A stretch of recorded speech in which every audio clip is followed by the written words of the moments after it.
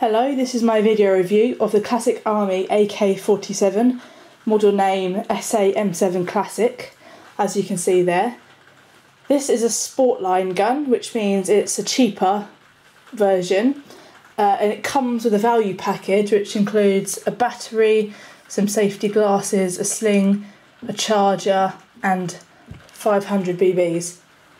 It's a very nice looking box. It's got some specs of the gun there. Right, let's get it open. Once you get inside the box, you can see that it's obviously very well made. It's got a nice cardboard mould here to hold all the components. You get a few pieces of paper. You get 3 shooting targets, which are quite nice. You get a nice manual which covers both the SA M7 and the SAS M7, which is the same gun but with a folding stock instead. And it's got loads of information on how to do everything on the gun. It's got an exploded diagram there if you want to take it apart. Very good information there. There's another exploded diagram and just some more specs about the gun.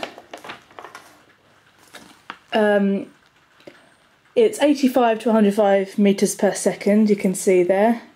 8.4 volt battery. It's quite a heavy gun, 2.55 kilograms, although I've seen heavier. So there's some information about the charger there and how to install the sling. Just extra information. And I bought mine last year and they gave me a 2009 catalogue,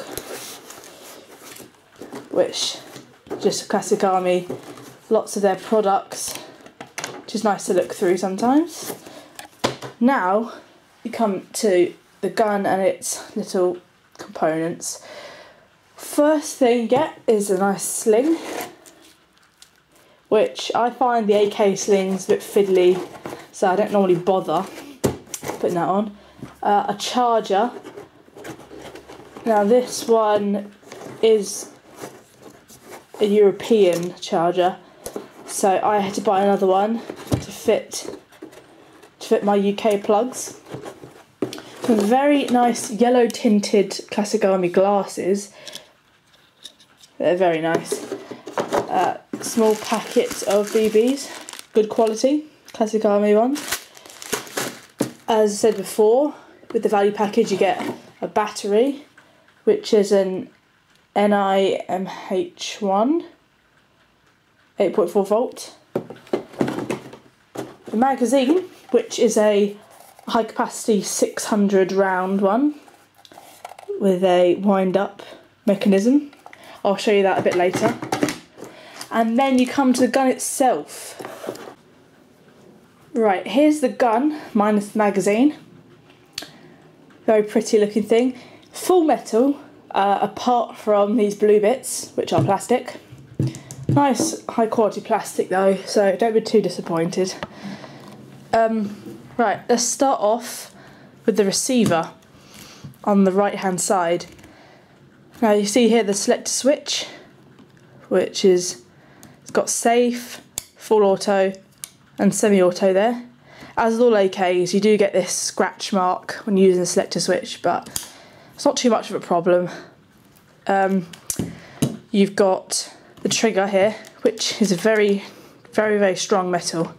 And the trigger guard looks very thin, but again, it's not going to break, so don't worry about it.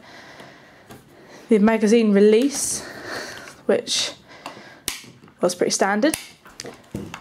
You've got the bolt here, which is a working bolt.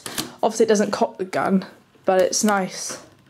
Nice little touch of realism. You've got the hop up behind here, which you can take off with 2 screws.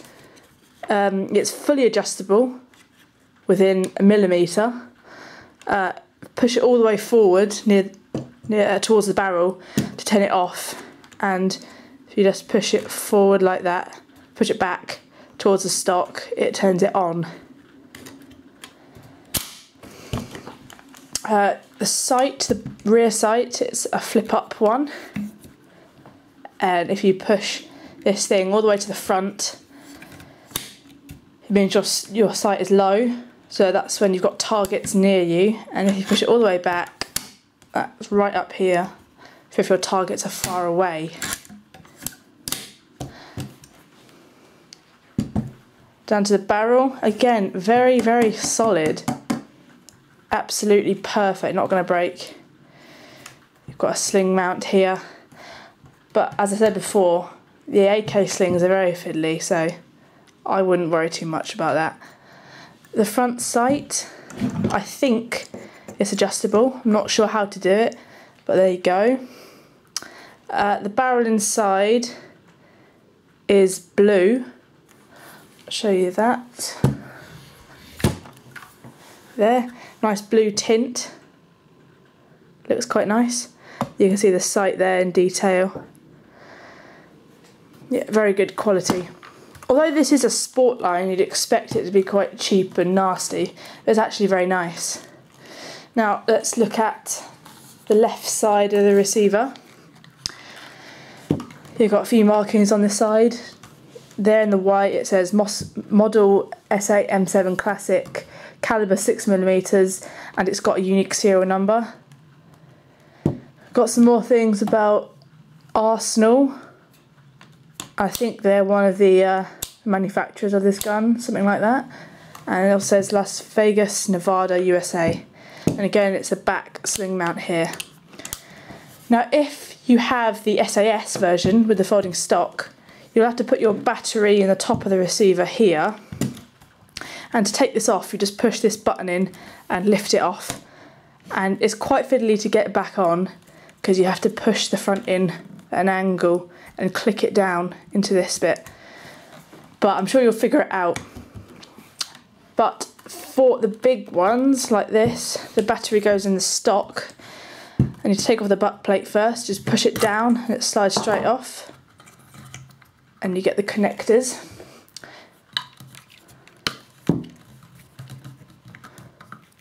I'm sure you all know how to put a battery in, but I'll do it for the fun of it. Now you have to put the battery in first before you put the fuse or anything else in. There's the fuse popping out. It fits in quite snugly in there. Then you just push everything else in.